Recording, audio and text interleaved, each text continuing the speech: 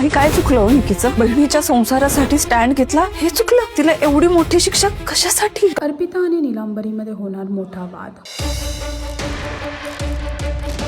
तो अनोळखी तरी सोबती या मालिकेमध्ये अर्पिता आपल्या बहिणीची बाजू घेताना नीलांबरीकडे आपला ओपिनियन मांडते आणि तिथेच नीलांबरी सुद्धा तिच्यावरती फार जोरात ओरडताना दिसते आणि ओरडून नीलांबरी अर्पिताला म्हणते की तिने अजून तिला सून म्हणून मान्य केलं नाही.